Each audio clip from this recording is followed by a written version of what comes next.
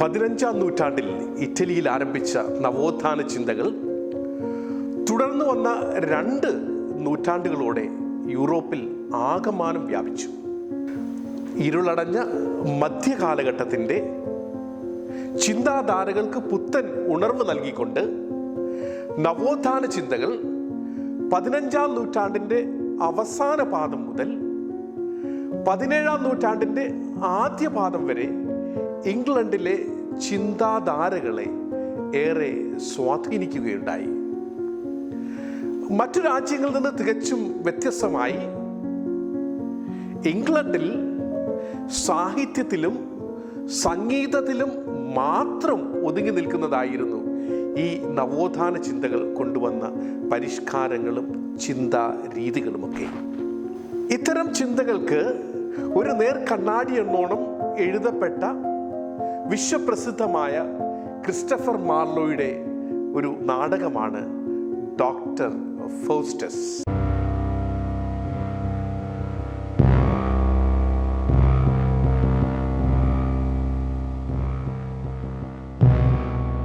These metaphysics of magicians and necromantic books are heavenly. Lines, circles, scenes, letters and characters. These are those that Faustus most desires. And Faustus hath bequeathed his soul to Lucifer. Here Mephistopheles received this scroll, a deed of gift of body and of soul, but yet conditionally, that thou perform all articles prescribed between us both. The clock will strike, the devil will come, and Faustus must be dead. മാനവികത ചിന്തകൾക്കും ഹ്യൂമനിസത്തിനും വ്യക്തിത്വ മാഹാത്മ്യവാദത്തിനും ഇൻഡിവിജ്വലിസത്തിനും തുടക്കം കുറിച്ചുകൊണ്ട് ആരംഭിച്ച നവോത്ഥാന ചിന്തകൾ ഒന്നിഴകീറി പരിശോധിക്കുകയാണ് Marlow തൻ്റെ വിശ്വപ്രസിദ്ധമായ doctor ഫൗസ്റ്റസ് എന്ന നാടകത്തിലൂടെ. ഈ നാടകം പ്രതിനിധാനം ചെയ്യുന്നത് 21-ാം നൂറ്റാണ്ടിലെ നമ്മുടെ ചിന്താശൈലികളെയും ജീവിത രീതികളെയും ഒക്കെ കൂടെയാണ് എന്നുള്ളത് ഒരു വലിയ യാഥാർത്ഥ്യമാണ്. സാഹിത്യ വിചാരത്തിൻ്റെ 2ാം എപ്പിസോഡിലേക്ക് ഏവർക്കും ഹൃദ്യമായ സ്വാഗതം.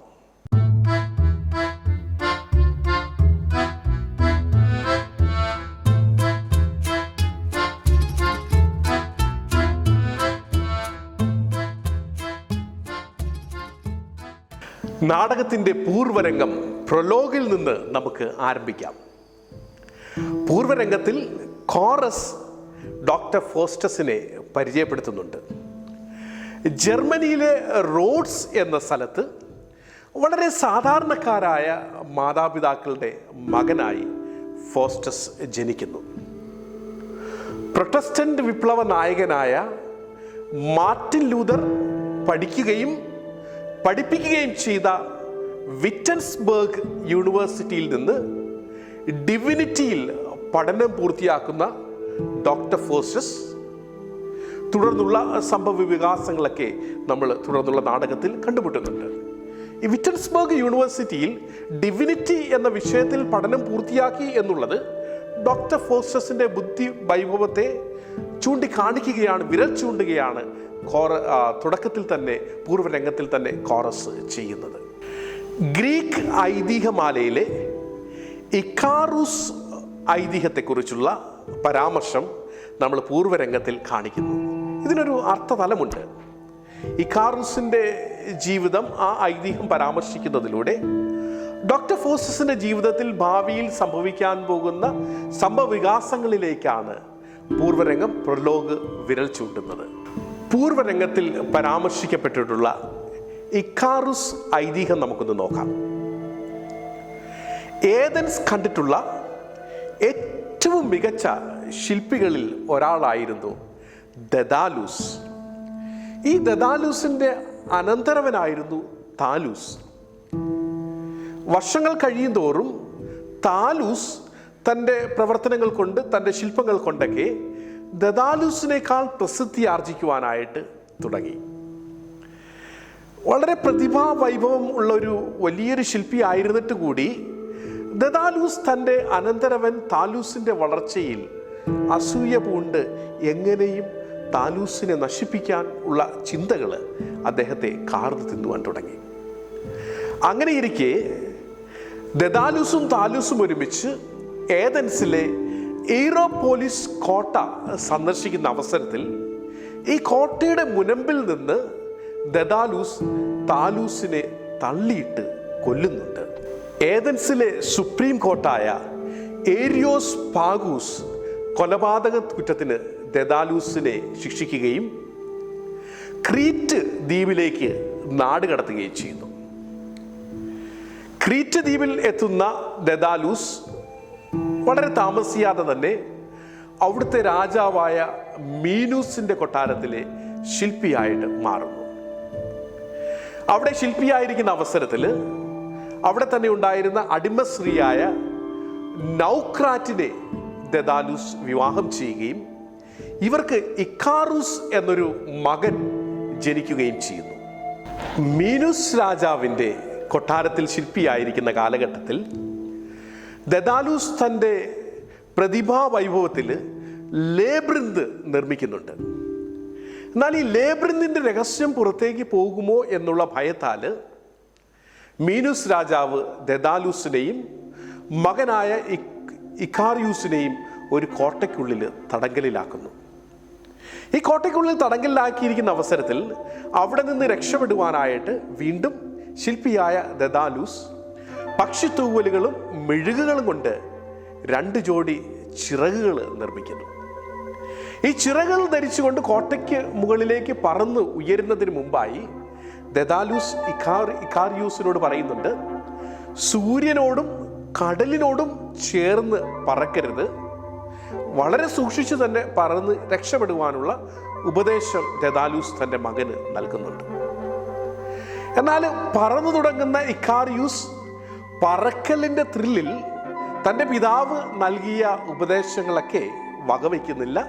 അതിനെയൊക്കെ അവഗണിച്ചുകൊണ്ട് പറന്നുയർന്ന് സൂര്യൻ്റെ അടുത്തേക്ക് പറന്നുയരുന്ന ഇക്കാറിയൂസിനെയാണ് നമ്മൾ കണ്ടുമുട്ടുന്നത് ഈ ഐതിഹ്യത്തിൽ. ഇങ്ങനെ സൂര്യൻ്റെ അടുത്തേക്ക് പറന്നുയരുമ്പോൾ ഇക്കാറിയൂസിൻ്റെ ചിറകുകൾ സൂര്യതാപത്താൽ ഉരുകി തുടങ്ങുകയും ഇക്കാറിയൂസ് കടലിലേക്ക് വീണ് മരണമടയുകയും ചെയ്യുന്നതായിട്ട് ഈ ഐതിഹ്യം സൂചിപ്പിക്കുന്നു. ആഗ്രഹങ്ങൾ നല്ലതാണ്, എന്നാൽ ദുരാഗ്രഹങ്ങൾ ദാരുണമായ അന്ത്യത്തിലേക്ക് നയിക്കുന്നതാണ് എന്നാണ് ഈ ഐതിഹ്യം, ഇക്കാറിയൂസിൻ്റെ ഐതിഹ്യം നമുക്ക് പകർന്നു നൽകുന്ന സന്ദേശം. പൂർവരംഗത്തിൽ തന്നെ ഈ ഐതിഹ്യം സൂചിപ്പിച്ചുകൊണ്ട് ഡോക്ടർ ഫോസസിൻ്റെ ജീവിത രീതികളും ഡോക്ടർ ഫോസസിൻ്റെ സ്വഭാവ രീതികളിലേക്കും ഒന്ന് വിരൽ ചൂണ്ടുവാനാണ് മാർലോ പൂർവരംഗത്തിൽ തന്നെ ശ്രമിക്കുന്നത്. ഈ ഐതിഹ്യത്തിന്, ഇക്കാറിയൂസ് ഐതിഹ്യത്തിന് ഒരു ലക്ഷ്യമുണ്ടായിരുന്നു. അത് പിന്നീട് ഫോസസിൻ്റെ ജീവിതത്തിൽ സംഭവിക്കുവാൻ പോകുന്ന ചില സംഭവ വികാസങ്ങളെ പ്രതിനിധാനം ചെയ്യുന്ന, അതിലേക്ക് ഓഡിയൻസിനെ മുന്നൊരുക്കം നൽകുന്ന ഒരു ഐതിഹ്യമായിരുന്നു ഇതെന്ന് നമുക്ക് പറയുവാൻ സാധിക്കും. നാടകത്തിൻ്റെ രംഗം 1 പ്രവേശിക്കാം. താൻ ഭാവിയിൽ ഏത് മേഖലയിലാണ് പഠനം നടത്തേണ്ടതെന്ന് ചിന്തിച്ചു കൊണ്ടിരിക്കുന്ന ഡോക്ടർ ഫോസ്റ്റസിനെയാണ് രംഗം 1 തുടങ്ങുമ്പോൾ നമ്മൾ കണ്ടുമുട്ടുന്നത്. തത്വശാസ്ത്രത്തിലും വൈദ്യശാസ്ത്രത്തിലും ദൈവശാസ്ത്രത്തിലും അഗ്രഗണ്യനായി കഴിഞ്ഞിരിക്കുന്ന ഡോക്ടർ ഫോസസ് പുതിയൊരു മേഖല പഠനം നടത്തുവാനായിട്ട് കലുഷിതമായിട്ട് ചിന്തിക്കുകയാണ്. മാജിക്കിലും മന്ത്രതന്ത്രങ്ങളുമൊക്കെ തരുന്ന അമാനുഷിക ശക്തിയെക്കുറിച്ച് ചിന്തിക്കുന്ന, അതിൽ പ്രലോഭിതനാകുന്ന ഡോക്ടർ ഫോസസ് ഈ മാജിക്ക് പഠിക്കുവാനായിട്ട് ആഗ്രഹിക്കുകയും സഹായത്തിനായി തൻ്റെ സുഹൃത്തുക്കളായ മാജിക്കും മന്ത്രങ്ങളുമൊക്കെ അറിയാവുന്ന വൽദേസിനെയും കൊർണേലിയസിനെയും വിളിക്കുവാനായി തൻ്റെ സേവകനായ വാഗ്നറിനെ അയക്കുന്നത് നമ്മൾ 1-ാം രംഗം ആരംഭിക്കുമ്പോൾ കാണുന്നു.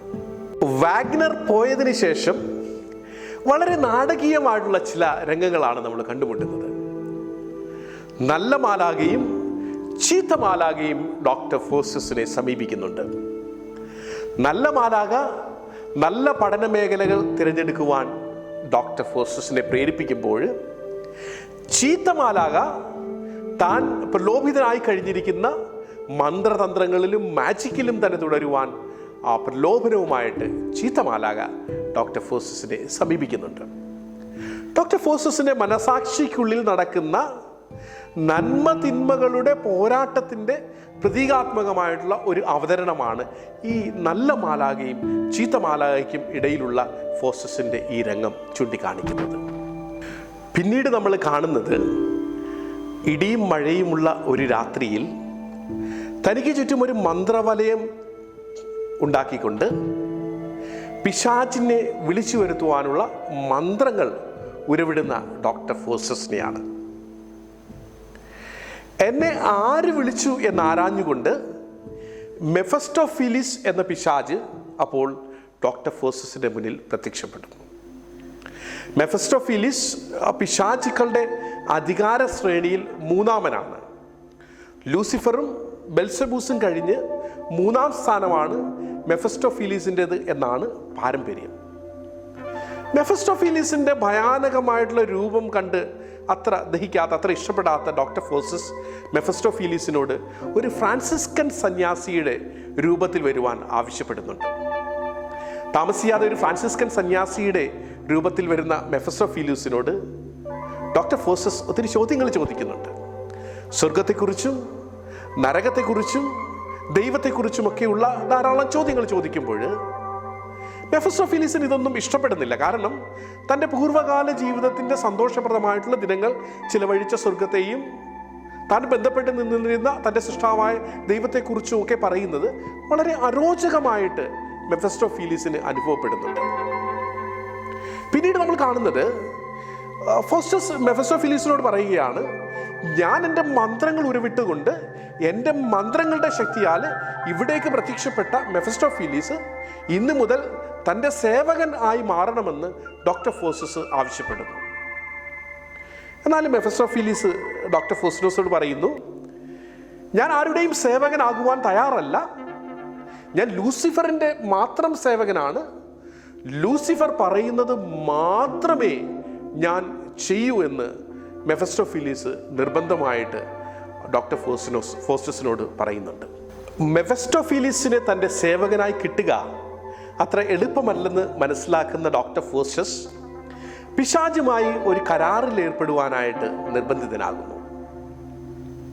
ഈ കരാർ പ്രകാരം 24 വർഷക്കാലം മെഫസ്റ്റോഫീലിസ് ഡോക്ടർ ഫോസ്റ്റസിൻ്റെ സേവകനായിട്ട് തുടരും. അതിനുശേഷം ഡോക്ടർ ഫോസ്റ്റസ് തൻ്റെ ആത്മാവിനെ പിശാചിന് എന്നേക്കുമായിട്ട് സമർപ്പിക്കും. ഇതായിരുന്നു കരാർ. മെഫസ്റ്റോഫീലിസ് എന്ന പിശാചിനെ തൻ്റെ സേവകനായി കിട്ടുന്ന ഡോക്ടർ ഫോസ്റ്റസിൻ്റെ അഹങ്കാര ചിന്തകൾക്കും അതിമോഹങ്ങൾക്കും അതിർവരമ്പുകളില്ലാതായി മാറുന്നു. ഇവിടെ നാടകൃത്ത് ഡോക്ടർ ഫോസ്റ്റസിനെയും പിശാചിനെയും തമ്മിൽ ഒരു ഭൗതികമായിട്ടുള്ള താരതമ്യ പഠനത്തിന് തയ്യാറാവുകയാണ്. പിശാചിൻ്റെയും ഡോക്ടർ ഫോസ്റ്റസിൻ്റെയും പതനത്തിൻ്റെ കാരണം ഒന്നായിരുന്നു. അഹങ്കാര ചിന്തകളും കടിഞ്ഞാണില്ലാത്ത അതിമോഹവും ഇവരെ രണ്ടുപേരെയും പതനത്തിലേക്ക് എത്തിക്കുന്നു എന്ന് ഈ നാടകം ചൂണ്ടിക്കാണിക്കുന്നുണ്ട്. രംഗം 2 കടക്കുമ്പോൾ രാത്രിയുടെ ഭീകരമായ മൂകതയിൽ മെഫസ്റ്റോഫീലിസിനെ കാത്തിരിക്കുന്ന ഡോക്ടർ ഫോസ്റ്റസിനെയാണ് നമ്മൾ കാണുന്നത്. ഈ കാത്തിരിപ്പിൻ്റെ ഇടയിൽ ഒരു നിമിഷം ഡോക്ടർ ഫോസ്റ്റസ് ചിന്തിക്കുന്നുണ്ട്, തൻ്റെ ആത്മാവിനെ പിശാചിന് പണയം വെച്ചത് ഒരു വലിയ തെറ്റായി പോയില്ലേ എന്നൊരു ചിന്ത ഡോക്ടർ ഫോസ്റ്റസിൻ്റെ മനസ്സിലേക്ക് കടന്നു വരുന്നുണ്ട്. ഇനിയും ഒരു തിരിച്ചുപോക്ക് സാധ്യമാണ്, പശ്ചാത്താപത്തിൻ്റെ മാർഗം ഇനിയും തൻ്റെ മുന്നിലുണ്ട് എന്ന് ഒരു വേള ഡോക്ടർ ഫോസ്റ്റസ് ചിന്തിക്കുന്നുണ്ടെങ്കിലും തൻ്റെ ദുരാഗ്രഹങ്ങൾ, അടങ്ങാത്ത അതിമോഹങ്ങൾ നാശത്തിൻ്റെ വഴിയിൽ തന്നെ ഡോക്ടർ ഫോസ്റ്റസിനെ പിടിച്ചു നിർത്തുന്നുണ്ട്. ഇന്നത്തെ കാലഘട്ടത്തിൽ ആഗ്രഹങ്ങൾ ആവശ്യങ്ങൾ അത്യാവശ്യങ്ങളുമായിട്ടുള്ള ചിത്രീകരിക്കപ്പെടുന്ന ഈ കാലഘട്ടത്തിൽ ഡോക്ടർ ഫോസസിൻ്റെ ജീവിതം ഒരു ചോദ്യചിഹ്നമായിട്ട് നമ്മുടെയൊക്കെ മുന്നിൽ നിലകൊള്ളുകയാണ്. അതിമോഹങ്ങളും ദുരാഗ്രഹങ്ങളും മനുഷ്യനെ പതനത്തിൽ കൊണ്ടെത്തിക്കുമെന്നുള്ള വലിയ ഒരു സന്ദേശം. ലൂസിഫറിൻ്റെ അനുവാദവുമായിട്ട് മെഫസ്റ്റോഫിലിസ് തിരിച്ചെത്തുമ്പോൾ അർദ്ധരാത്രി കഴിഞ്ഞിരുന്നു. ലൂസിഫറിൻ്റെ നിർദ്ദേശപ്രകാരം ഡോക്ടർ ഫോസ്റ്റസ് പിശാചുമായിട്ട് രക്തത്തിൽ ഒരു കരാറിൽ ഏർപ്പെടുകയാണ്. ഈ കരാറ് സൈൻ ചെയ്തതിന് ശേഷം ഒരു കൂട്ടം പിശാചുക്കൾ ഡോക്ടർ ഫോസ്റ്റസിന് ഇനി സാധ്യമാകുന്ന ജഡിക സുഖങ്ങളുടെ ഒരു നീണ്ട നിര തന്നെ കാട്ടിക്കൊടുക്കുന്നുണ്ട്. ഇഷ്ടമുള്ള പെണ്ണും പൊന്നും പണവും എല്ലാ തരത്തിലുള്ള സുഖങ്ങളും അറിവുകളുമൊക്കെ ഇനി ഡോക്ടർ ഫോസസിന് സാധ്യമാണ് എന്ന് മെഫസ്റ്റോഫിലിസ് ഡോക്ടർ ഫോസസിനെ ഓർമ്മപ്പെടുത്തുന്നുണ്ട്. സകല അറിവിൻ്റെയും പുസ്തകങ്ങൾ, പ്രകൃതിയെയും കാലഭേദങ്ങളെയും പിശാചുക്കളെയും നിയന്ത്രിക്കുവാനുള്ള പുസ്തകങ്ങൾ ഡോക്ടർ ഫോസസ് മെഫസ്റ്റോഫിലിസിൻ്റെ സഹായത്തോടുകൂടി കരസ്ഥമാക്കുന്നുണ്ട്. ഇതൊക്കെ നേടിക്കഴിയുമ്പോൾ ഡോക്ടർ ഫോസസ് അഹങ്കാരത്തിൻ്റെ പാരതമ്യതയിൽ എത്തുന്ന ഒരു കാഴ്ചയാണ് നമ്മൾ കാണുന്നത്. ചിലതൊക്കെ നേടിക്കഴിയുമ്പോൾ എല്ലാമായി എന്ന് ചിന്തിക്കുന്ന ഡോക്ടർ ഫോസസ് അതിനേക്കാളൊക്കെ ഏറെ പ്രധാനപ്പെട്ട പലതും നഷ്ടപ്പെടുത്തി എന്ന് തിരിച്ചറിയുന്നില്ല. നേട്ടങ്ങളുടെ പാരതമ്യതയിൽ സ്വയം മറന്ന് അഹങ്കരിക്കുന്ന ആധുനിക മനുഷ്യൻ്റെ നേർരൂപമാണ് ഡോക്ടർ ഫോസസ് എന്ന കഥാപാത്രം. രക്തം കൊണ്ട് ഒപ്പിട്ട് പിശാചുമായി കരാറിൽ ഏർപ്പെടുവാൻ ശ്രമിക്കുന്ന ഡോക്ടർ ഫോസസിൻ്റെ രക്ത ഓട്ടം ഒരു നിമിഷം നിലച്ചുപോയി എന്ന് നാടകത്തിൽ പരാമർശിക്കുന്നുണ്ട്. ഈ പരാമർശം ഇനിയും ജീവനിലേക്ക് തിരിച്ചു വരുവാനുള്ള സാധ്യത അവസാനിച്ചിട്ടില്ല എന്നതിലേക്കാണ് ആ നാടകൃത്ത് വിരൽ ചൂണ്ടുന്നത്. സാധ്യതകൾ ഇനിയും നമ്മുടെ മുന്നിലുണ്ട്. രക്തം കൊണ്ടുള്ള കരാർ പൂർത്തിയാക്കി കഴിയുമ്പോൾ മെഫസ്റ്റോഫിലിസ് യോഹന്നാൻ്റെ സുവിശേഷത്തിൽ ക്രിസ്തു മരിച്ചു കഴിയുമ്പോൾ പറയപ്പെടുന്ന വചനഭാഗം എല്ലാം പൂർത്തിയായി എന്നുള്ള വചനഭാഗത്തിൻ്റെ ലത്തീൻ രൂപം കോൺസ്തുമാത്തും എസ്ത് എന്ന ഭാഗം ഉരുവിടുന്നുണ്ട്. ഇത് ക്രിസ്തുവിൻ്റെ മരണത്തെ പരിഹസിക്കുവാനായിട്ട് മെഫസ്റ്റോഫിലിസ് അറിഞ്ഞുകൊണ്ട് തന്നെ ചെയ്യുന്നതാണ്. ക്രിസ്തു കുരിശിൽ നേടിത്തന്ന രക്ഷ സ്വയം വേണ്ട എന്ന് ഡോക്ടർ ഫോസസ് തീരുമാനിക്കുന്നു. നമ്മുടെ തീരുമാനങ്ങളാണ് നമ്മുടെ ഉയർച്ചയുടെയും താഴ്ചയുടെയും പ്രധാന കാരണങ്ങൾ. ഒരു മനുഷ്യന് തൻ്റെ ജീവിതത്തിൽ ശരിയും തെറ്റും തിരഞ്ഞെടുക്കുവാനുള്ള അവകാശം അവന് ദൈവം നൽകിയിട്ടുള്ള സ്വാതന്ത്ര്യത്തിൻ്റെ ഭാഗമാണ്. ഈ സ്വാതന്ത്ര്യത്തിൽ ദൈവം പോലും കൈകടത്താറില്ല. പല മേഖലകളിലും അറിവ് നേടുന്നതിനായി ഡോക്ടർ ഫോസസ് തുടരെ ചോദ്യങ്ങൾ മെഫസ്റ്റോഫിലിസിനോട് ചോദിക്കുന്നുണ്ട്. മെഫസ്റ്റോഫിലിസ് എല്ലാത്തിനും കൃത്യമായ ഉത്തരങ്ങൾ നൽകുന്നുണ്ടെങ്കിലും ദൈവത്തെയും സ്വർഗത്തെയും കുറിച്ചുള്ള ചോദ്യങ്ങൾ അവഗണിക്കുന്നുമുണ്ട്. ഡോക്ടർ ഫോസസിൻ്റെ തുടരെയുള്ള ദൈവത്തെക്കുറിച്ചുള്ള ചോദ്യങ്ങൾ കേട്ട് മടുക്കുന്ന മെഫസ്റ്റോഫിലിസ് ലൂസിഫറിൻ്റെയും ബെൽസെബൂസിൻ്റെയും സഹായം തേടുന്നുമുണ്ട്. ലൂസിഫർ ഇടപെടുന്നു. ലൂസിഫർ ഡോക്ടർ ഫോസസിനോട് പറയുന്നു, ദൈവത്തെയും സ്വർഗത്തെയും കുറിച്ചുള്ള ചോദ്യങ്ങൾ നമ്മുടെ കരാറിനപ്പുറമാണ്, അതുകൊണ്ട് ഇനിമേൽ അത്തരം ചോദ്യങ്ങൾ ആവർത്തിക്കരുതെന്ന് ഡോക്ടർ ഫോസസിനെ ഓർമ്മിപ്പിക്കുകയും ഡോക്ടർ ഫോസസ് അത് അംഗീകരിക്കുകയും ചെയ്യുന്നുണ്ട്. തുടർന്ന് ലൂസിഫർ 7 മരണകരമായ പാപങ്ങളുടെ മാനുഷിക രൂപങ്ങൾ കാട്ടി ഡോക്ടർ ഫോസസിനെ സന്തോഷിപ്പിക്കുവാൻ ശ്രമിക്കുന്നു. 7 മരണകരമായിട്ടുള്ള പാപങ്ങൾ ഗർവ്, അത്യാഗ്രഹം, ക്രോധം, അസൂയ, അത്യാർത്തി, അലസത, ദുർനടപ്പ്, ഇങ്ങനെ 7 പാപങ്ങളുടെ മാനുഷിക അവതാരങ്ങൾ പിശാച് ഡോക്ടർ ഫോസസിന് കാട്ടിക്കൊടുക്കുന്നുണ്ടെങ്കിലും ഇതൊക്കെ അരോചകമായിട്ട് ഡോക്ടർ ഫോസസിന് അനുഭവപ്പെടുന്നതായിട്ട് നാടകത്തിൽ നമ്മൾ കാണുന്നുണ്ട്. ഒരുപക്ഷെ നാടകൃത്ത് അരോചകമായിട്ടുള്ള ഡോക്ടർ ഫോസസിന്റെ അനുഭവത്തിലൂടെ വിരൽ ചൂണ്ടുന്നത് ഇനിയും ഡോക്ടർ ഫോസസിന്റെ നന്മ നശിച്ചു പോയിട്ടില്ല എന്നുള്ള യാഥാർത്ഥ്യത്തിലേക്കാണ്. മെഫസ്റ്റോഫീലിസിന്റെ സഹായത്തോടെ എല്ലാത്തരം അറിവുകളും ഡോക്ടർ ഫോസസ് നേടുന്നുണ്ടെങ്കിലും ഒരറിവിനും ഡോക്ടർ ഫോസസിനെ തൃപ്തിപ്പെടുവാൻ സാധിക്കുമായിരുന്നില്ല. വീണ്ടും വീണ്ടും കൂടുതൽ അറിയുവാനായിട്ട് ഡോക്ടർ ഫോസസ് മെഫസ്റ്റോഫീലിസിനോട് ചോദ്യങ്ങൾ ചോദിച്ചുകൊണ്ടിരിക്കുന്നു. നവോത്ഥാന കാലഘട്ടത്തിലെ മനുഷ്യൻ്റെ സവിശേഷതയായ അറിവിന് വേണ്ടിയുള്ള ആക്രാന്തം പിടിച്ച ഓട്ടത്തിൻ്റെ നേർചിത്രമാണ് ക്രിസ്റ്റഫർ മാർലോ ഡോക്ടർ ഫോസസ് എന്ന തൻ്റെ കഥാപാത്രത്തിലൂടെ നമുക്ക് വരച്ചു കാട്ടിത്തരുന്നത്. 21-ാം നൂറ്റാണ്ടിൽ അറിവിനപ്പുറം മറ്റു പലതിൻ്റെയും പിറകിൽ ഭ്രാന്തമായിട്ടുള്ള നെട്ടോട്ടം നടത്തുന്ന ആധുനിക മനുഷ്യനിലേക്കും ഈ കഥാപാത്രം വിരൽ ചൂണ്ടുന്നുണ്ട്. ഒന്നിലും തൃപ്തിയാവാതെ വീണ്ടും വീണ്ടും കൂടുതൽ നേടുവാനായിട്ട് ആധുനിക മനുഷ്യൻ ഭ്രാന്തമായിട്ടുള്ള പരക്കം പാച്ചിലുകളിലാണ്. രംഗം 3 നമ്മൾ കണ്ടുമുട്ടുന്നത് മാർപ്പപ്പയുടെ കൊട്ടാരത്തിൽ അദ്ദേഹത്തെ കാണുവാനായിട്ട് കാത്തു നിൽക്കുന്ന ഡോക്ടർ ഫോസസിനെയും മെഫസ്റ്റോഫീലിസിനെയുമാണ്. മാർപ്പപ്പയുമായൊരു കൂടിക്കാഴ്ചയ്ക്ക് ശ്രമിക്കുന്നതിന് പകരം തന്നെ അദർശ്യനാക്കുവാനാണ് മെഫസ്റ്റോഫീലിസിനോട് ഡോക്ടർ ഫോസസ് ആവശ്യപ്പെടുന്നത്. ഡോക്ടർ ഫോസസിന്റെ ആവശ്യപ്രകാരം മെഫസ്റ്റോഫീലിസ് ഡോക്ടർ ഫോസസിനെ അദർശ്യനാക്കുന്നു.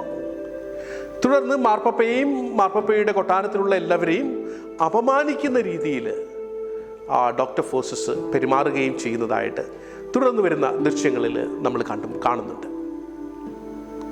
കുറച്ചറിവും വിദ്യാഭ്യാസവും പണവുമൊക്കെ നേടിക്കഴിയുമ്പോൾ ആദരിക്കപ്പെടേണ്ടവരെയും ആദരിക്കേണ്ടവരെയും അപമാനിക്കുന്ന ചില മനുഷ്യരുടെ ഒരു നേർചിത്രമാണ് ഡോക്ടർ ഫോസസ് എന്ന കഥാപാത്രത്തിലൂടെ നമ്മൾ കണ്ടുമുട്ടുന്നത്. ഇന്നത്തെ സമൂഹ മാധ്യമങ്ങളിൽ ഇത്തരം ചിത്രങ്ങൾ സർവ്വസാധാരണമായി കൊണ്ടിരിക്കുകയാണ്.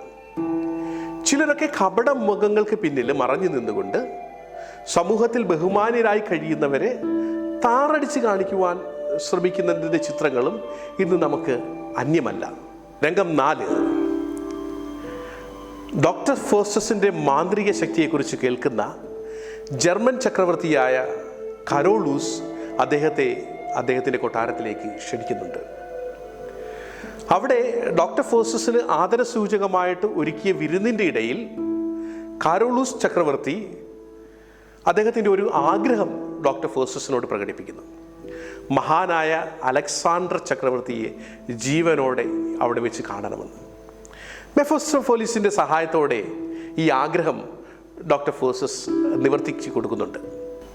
വാൻ ഹോൾട്ടിലെ ഡ്യൂക്കിൻ്റെ കൊട്ടാരത്തിലും തുടർന്ന് ഡോക്ടർ ഫോസസ് തൻ്റെ അമാനുഷിക ശക്തികളൊക്കെ പ്രകടിപ്പിക്കുന്നുണ്ട്.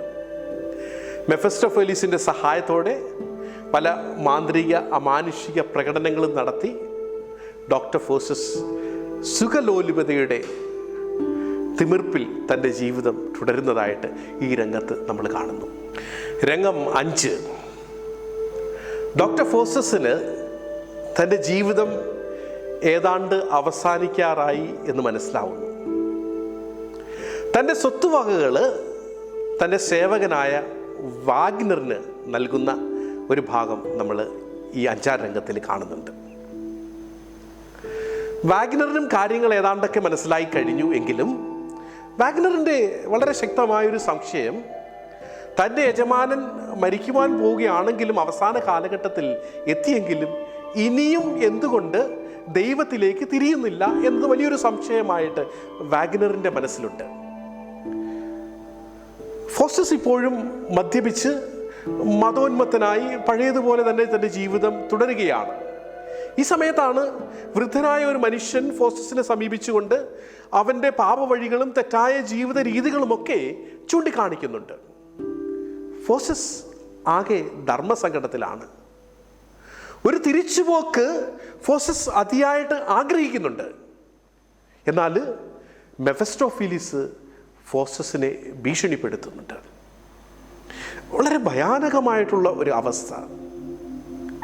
തിരിച്ച് ദൈവത്തിലേക്ക് പോകണമെന്നും തിരിച്ച് നന്മയിലേക്ക് പോകണമെന്നും ആഗ്രഹിക്കുന്ന ഫോസസും പിശാചിൻ്റെ സാമീപ്യം കൊണ്ട് ഭയപ്പെടുകയും അത്തരമൊരു തിരിച്ചുപോക്ക് സാധ്യമല്ല എന്ന് മനസ്സിനെ ഏതാണ്ട് പറഞ്ഞ് വിശ്വസിപ്പിക്കുന്ന ഒരു ദുരവസ്ഥയിലൂടെ കടന്നു പോകുന്ന ഡോക്ടർ ഫോസസിനെയുമാണ് നമ്മൾ കണ്ടുമുട്ടുന്നത്. തൻ്റെ ദുരവസ്ഥയും പിശാചുമായിട്ടുള്ള കരാറിനെയും ഒക്കെ കുറിച്ച് ഫോസസ് തൻ്റെ പണ്ഡിതന്മാരായ സുഹൃത്തുക്കളോട് പറയുന്നുണ്ട്. പിശാചുമായുള്ള കരാറിൻ്റെ 24 വർഷം ഇന്ന് പൂർത്തിയാവുകയാണെന്നും ഈ രാത്രി തൻ്റെ അവസാനത്തെ രാത്രിയാണെന്നും തൻ്റെ സുഹൃത്തുക്കളോട് ഡോക്ടർ ഫോസസ് വളരെ വിഷമത്തോടെ തന്നെ പങ്കുവയ്ക്കുന്നു. ഫോസ്റ്റസിൻ്റെ വാക്കുകൾ വളരെ പേടിപ്പെടുത്തുന്നതാണെങ്കിലും ആ രാത്രി മുഴുവൻ കൂടെ നിൽക്കാമെന്ന് അദ്ദേഹത്തിൻ്റെ സുഹൃത്തുക്കൾ ഫോസസിനോട് സ്നേഹപൂർവ്വം പറയുന്നുണ്ട്. എന്നാൽ കൂടെ നിൽക്കുക എന്ന് പറയുന്നത് സുഹൃത്തുക്കളുടെ ജീവിതത്തിന് ഒട്ടും സുരക്ഷിതത്വമല്ലെന്ന് മനസ്സിലാക്കുന്ന ഡോക്ടർ ഫോസസ് അവരെ സ്നേഹപൂർവ്വം നിർബന്ധിച്ച് മറ്റൊരു മുറിയിലേക്ക് ആക്കുന്ന ദൃശ്യവും നമ്മൾ കാണുന്നു. ഭയാനകമായ ഒരു രാത്രിയിലേക്ക് ഹൃദയത്തിൽ നിറച്ച് പേടിയോടെ നിസ്സഹായകനായി ഡോക്ടർ ഫോസസ് പ്രവേശിക്കുകയാണ്. തൻ്റെ ജീവിതകാലം മുഴുവൻ താൻ ചെയ്തു പോയ വലിയ പാപങ്ങളെക്കുറിച്ചോർത്ത് നിസ്സഹായകനായി കുറ്റബോധത്താൽ നീറുന്ന ഡോക്ടർ ഫോസസിനെയാണ് നമ്മൾ ഈ രംഗത്തിൽ കണ്ടുമുട്ടുന്നത്. ഒരു തിരിച്ചുപോക്ക് ഏറെ ആഗ്രഹിക്കുന്നുണ്ട് ഡോക്ടർ ഫോസസ്. നന്മയായ ദൈവത്തിലേക്ക് തിരിച്ചു പോകണമെന്ന് ആഗ്രഹിക്കുന്നുവെങ്കിലും വളരെ വൈകിപ്പോയിരിക്കുന്നുവെന്ന് ഡോക്ടർ ഫോസസ് മനസ്സിലാക്കുന്നു. എങ്കിലും അദ്ദേഹത്തിൻ്റെ ഹൃദയത്തിൽ ഇപ്രകാരം ആഗ്രഹിക്കുകയാണ്: കാരുണ്യവാനായ ദൈവം തൻ്റെ നരകത്തിലുള്ള ശിക്ഷ ഒരു 100,000 വർഷത്തേക്ക് ചുരുക്കിയെങ്കിൽ എന്ന് ഫോസസ് ആ നിമിഷം തൻ്റെ ജീവിതത്തിൻ്റെ അവസാന ഘട്ടത്തിലേക്ക് അടുക്കുമ്പോൾ ദൈവത്തോട് പ്രാർത്ഥിക്കുന്നുണ്ട് ഹൃദയത്തിൽ. അവസാനം ഘടികാരം 12 മണി അടിക്കുമ്പോൾ ഡോക്ടർ ഫോസസിനെ കൊണ്ടുപോകാനായിട്ട് പിശാചുക്കൾ വരുന്നുണ്ട്. Now body, turn to air, or Lucifer will bear thee quick to hell.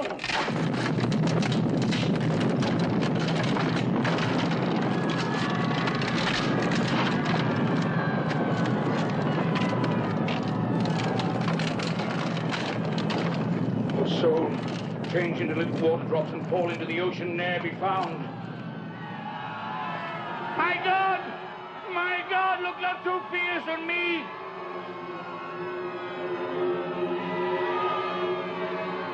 Adders and serpents, let me breathe a while. ഈ നാടകത്തിൻ്റെ ഉപസംഹാരത്തിൽ കോറസ് വീണ്ടും പ്രത്യക്ഷപ്പെട്ടുകൊണ്ട്, എപ്പിലോഗിൽ കോറസ് പ്രത്യക്ഷപ്പെട്ടുകൊണ്ട് ഡോക്ടർ ഫോസസിൻ്റെ മരണത്തെയും അതിനുശേഷം പിശാചുക്കളോടൊപ്പം നരകത്തിലേക്ക് പോയതിനെക്കുറിച്ചുമൊക്കെ അറിയിക്കുന്നുണ്ട്. മനുഷ്യൻ സാധ്യതകളുടെ കലവറയാണ്. അവന് പലതും നേടുവാൻ കഴിയും. നേട്ടങ്ങളിൽ അഭിമാനിക്കാം, അഹങ്കരിക്കരുത്. നമ്മൾ നേട്ടങ്ങളെന്ന് കരുതി നേടുന്ന പലതും നേടിക്കഴിയുമ്പോൾ ഉള്ളിൻ്റെ ഉള്ളിൽ സംതൃപ്തിയും സന്തോഷവുമില്ലെങ്കിൽ നമ്മൾ തിരിച്ചറിയണം അവ യഥാർത്ഥ നേട്ടങ്ങളായിരുന്നില്ല എന്ന്. ആഗ്രഹങ്ങൾ മനുഷ്യരെ ഉയരങ്ങളിലെത്തിക്കും. നമ്മുടെ ജീവിതത്തിൽ ആഗ്രഹങ്ങളുണ്ടായിരിക്കണം, പക്ഷേ ദുരാഗ്രഹങ്ങൾ മനുഷ്യനെ പരാജയത്തിലേക്കും പതനത്തിലേക്കും എത്തിക്കുമെന്ന് നമുക്ക് മറക്കാതിരിക്കാം.